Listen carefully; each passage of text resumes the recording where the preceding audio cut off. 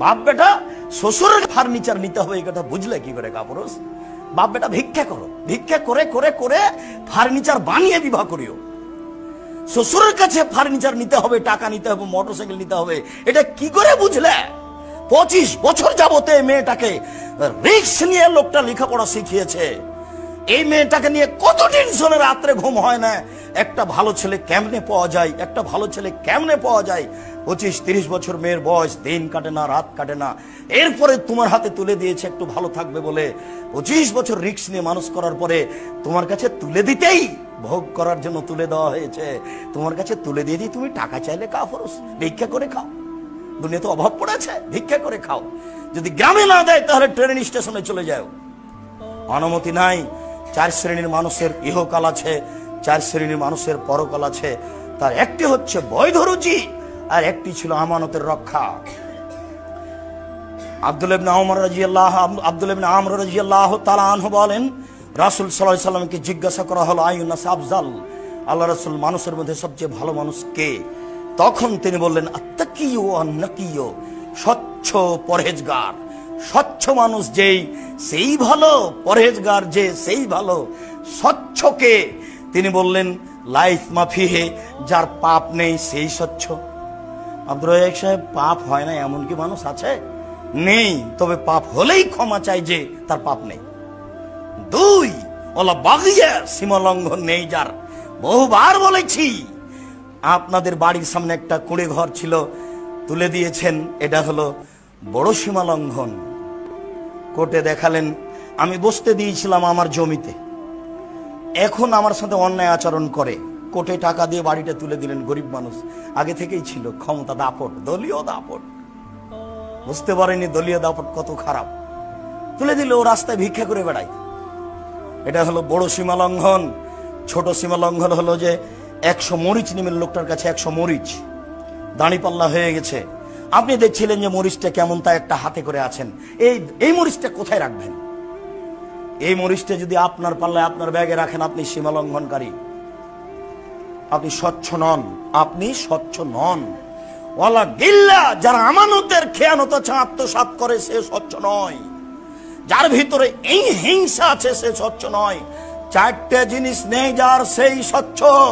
পাপ নেই যার, 1, 2 সীমা লঙ্ঘন নেই যার, 3 আত্মসাৎ নেই যার, 4 হিংসা নেই যার। হিংসা এমনিতে হয়েই যায়, কেন জানি? পাশের দোকানে বিক্রি হয়, আমার দোকানে বিক্রি হয় না, তখন হিংসা হয়েই যায়। তখন হিংসা করবেন কার কাছে? তাহলে তাকদীরের উপরে ভরসার অভাব আছে। রাতে উঠে 2 রাকাত সালাত আদায় করে আল্লাহকে বলতে হবে, আল্লাহ, পাশের দোকানদারকে আমি ভালোবাসতে চাই, দয়া করে তুমি আমার ব্যবস্থা করো। মানুষ মাত্র হিংসা হয়েই যাবে, এটাই স্বাভাবিক। এরপরে প্রাণপণে চেষ্টা করতে হবে। আব্দুল্লাহ ইবনে আমর রাদিয়াল্লাহু তাআলা আনহু বলেন, কানা রাসূলুল্লাহ সাল্লাল্লাহু আলাইহি সাল্লাম ইজা আসাবাহু মিনাল মাগানিম, যখনই আল্লাহ রাসূলের কাছে কোনো গানিমত, 10-এর সম্পদ আসত, তখনই তিনি বলতেন বেলালকে, ফামারা বেলালান ফাদা ফিন নাস, বেলাল জনগণকে ডাকাও, ফায়াজিউনা বেগানাইমিহিম, জনগণ যার হাতে যে টাকা পয়সা এসেছে 10-এর, সেটা নিয়ে উপস্থিত হতো।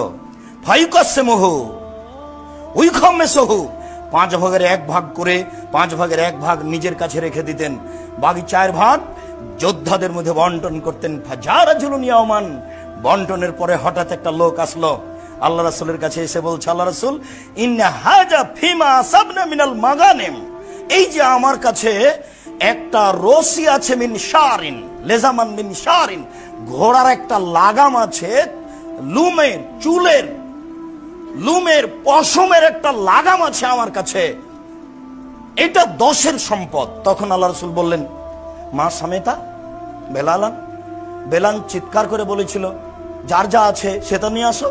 এই কথা কি শোনোনি? কলা নাম, জি হ্যাঁ শুনেছিলাম।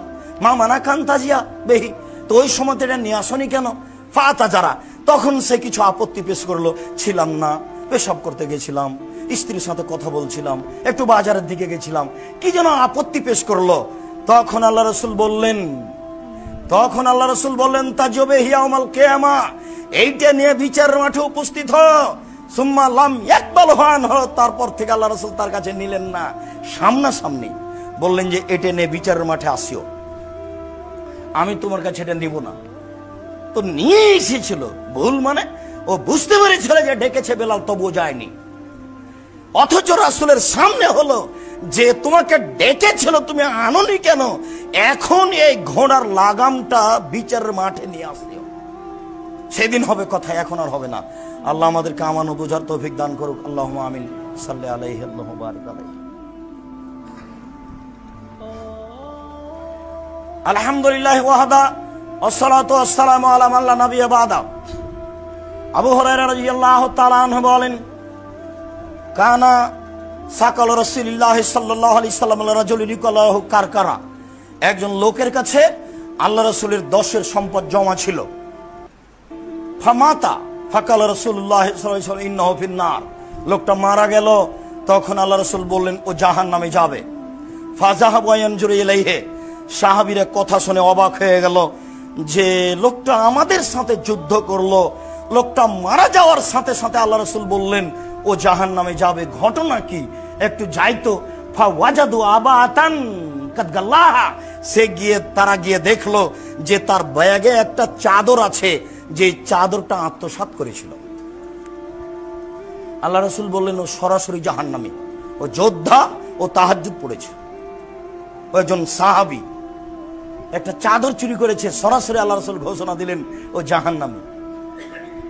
আবু হুরায়রা রাদিয়াল্লাহু তাআলা আনহু বলেন, আহাদা রাজুলুন রাসূলুল্লাহ সাল্লাল্লাহু আলাইহি ওয়াসাল্লাম গোলামানি কলালাহু মিদাম, আল্লাহ রাসূলকে একটা গোলাম হাদিয়া দেওয়া হয়েছিল, কেউ দিয়েছিল, তার নাম হচ্ছে মিদাম। ইয়াহুত্তু রাহানাল লিরাসূলিল্লাহ সাল্লাল্লাহু আলাইহি ওয়াসাল্লাম, ও আল্লাহ রাসূলের হাওদাজটা ঠিক করছে। উটের উপরে হাওদা থাকে, ওই হাওদাজের উপরে আল্লাহ রাসূল উঠে বসবেন, সেই জন্য রাসূলের গোলাম হিসাবে, কাজের লোক হিসাবে এটা ঠিক করছে। ফাসাবাহু সাহমুন আইর, হঠাৎ কোন দিক থেকে কে যে একটা তীর মেরেছে, তাকে এসে লেগে গেছে। ফাকাতালাহু, তীর এসে লাগতে সে লোকটা মারা গেল, তীর এসে লাগতে লোকটা মারা গেল। ফাকালান নাস হানিয়াল্লাহুল জান্নাহ, তখন লোকেরা বলল এ জান্নাতি, পীর সাহেবের তো খিদমত করে মারা গেছে, এ জান্নাতি। মানুষ বলছে না, পীর সাহেবের কাছে ছিল, খিদমত করে মারা গেছে। রাসূলের নিজস্ব গোলাম রাসূলের উটের উপরে হাওদাজ ঠিক করছে, হাওদাটা ঠিক করছে, আল্লাহ রাসূল ওখানে উঠে বসবেন এই জন্য। হঠাৎ করে কোথা থেকে একটা তীর এসে লাগলো, তাতে মারা গেল। লোকেরা বলল লোকটা ধন্য, লোকটা জান্নাতে যাবে, লোকটা ধন্য, লোকটা জান্নাতে যাবে। তখন আল্লাহ রাসূল বলছেন কাল্লা, কখনো নহে, ইনি রাইতুহু ফিন্নারে, আমি তাকে জাহান্নামে দেখছি।